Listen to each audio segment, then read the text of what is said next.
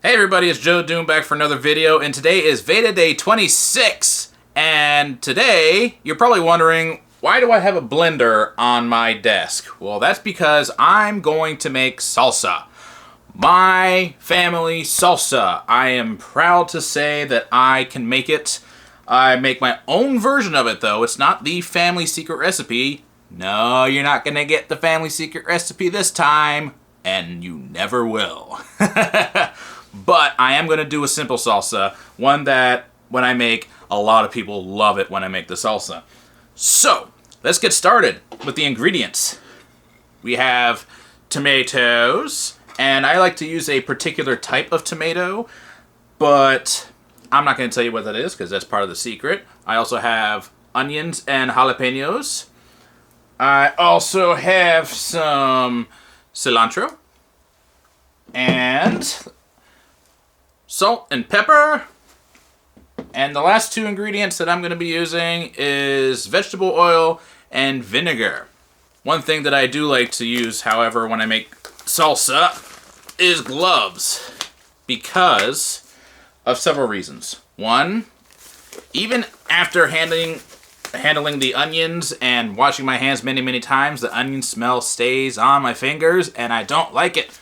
That's one reason I wear the gloves. The second reason is because one time when I was first learning how to make the family salsa, I cut the jalapenos, and I guess I got some on my finger when I didn't realize it, and then I got something in my eye, and I rubbed it, and that was so bad. And what made it even worse was that when I went to go rinse it out, I put my face under the faucet, but the water was running this way, which then transferred the enzymes that were hurting my eyes from this eye to this eye. Oh, it was so bad. I was in so much pain. I just laid face down in the couch for like an hour. I was just like, ugh. So that's the other reason why I wear gloves.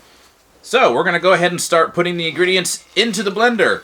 Now, note, I just started using the blender not too long ago because I used to hand chop everything. And that just took way too long. And since people are now starting to buy my salsa, I don't want to waste the time. And I do keep an eye on how everything is getting chopped. Actually, I forgot the order. I used to do the tomatoes first. But since people don't like big chunks of onions and jalapenos, I add those first. Get in there. The jalapenos, I do not take the seeds out. Nor do I take out that membrane that supposedly makes it less hot. I don't know if that's true or not, but I just don't do it.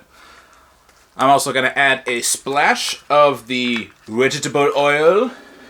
That was a lot, but I don't care. This batch is for me anyways.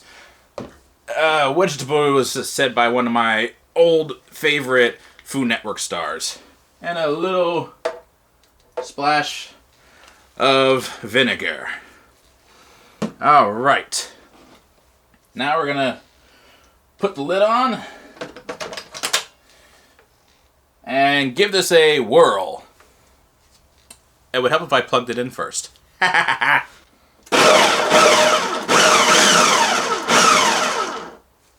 right, that looks good.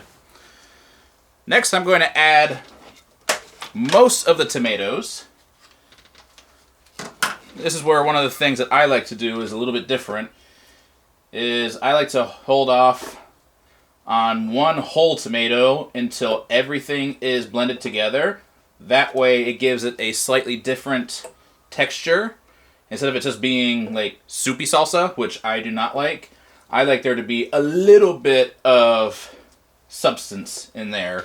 So I'm going to leave out these 4 pieces, which equals 1 tomato. Put this back on. You know what? I think I'll add everything else in here as well. I'll go ahead and add that cilantro. Alrighty. Gonna add just a little bit of salt. There we go. I really don't like salt in my stuff.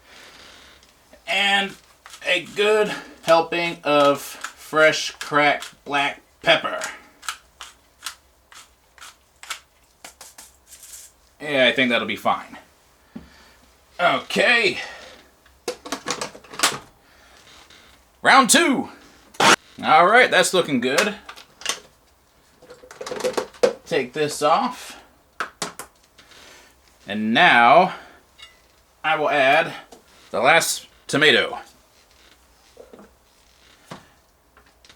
And I won't blend it as much, so that way there's a little bit of a chunkiness to this tomato. That's it! Alrighty. Let's take a look at what we got. Oh, that smells so good. Take a look in there. I know it looks like it's kind of a mess, but now time for a taste test. Let's see.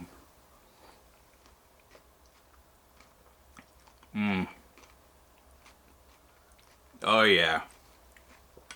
That's so good. The jalapenos. I was just about to say the jalapenos weren't that hot. Ooh, they're really not. I just had one of the seeds get stuck to the back of my throat for a second. So that was interesting. Alrighty. Well, that's not the rest of the process, though. The rest of the process is going to be me putting this into a container and then putting it into the refrigerator, because this salsa is best served cold. And you can warm it up and put it with warmer objects like eggs or something like that. I will give you a little bit of a recipe that's really, really good. If you want really good breakfast burritos, here is a recipe for you. This may sound a little strange, but it works. You have the option of sauteing some tortilla chips in olive oil until they're soft, but you don't have to do that. What I normally do is just crunch up some tortilla chips and put it in some eggs when I'm beating them, and then I'll make sure that they soak a little bit, and then I'll get the pan hot, and then I'll put the eggs in the pan and cook them up, whether it's an omelet or scrambled or whatever. I will warm up a tortilla. I will, depending on how I'm feeling, I might get cheese, but if I'm putting salsa on it, I won't put the cheese. But I'll warm up the tortilla, I'll put up the eggs in the tortilla, I'll put some salsa along with the eggs, I'll wrap it up and eat it. It is so good. And believe it or not, adding those tortilla chips really gives it an interesting and very, very good texture and flavor. So there's a little recipe for you, and I hope you enjoyed watching me make my version of my family's secret salsa. And no, it is not the official secret salsa, because I would be killed by my whole family if I gave that to you. Anyways, I hope you enjoyed this video, and I'll see you next time.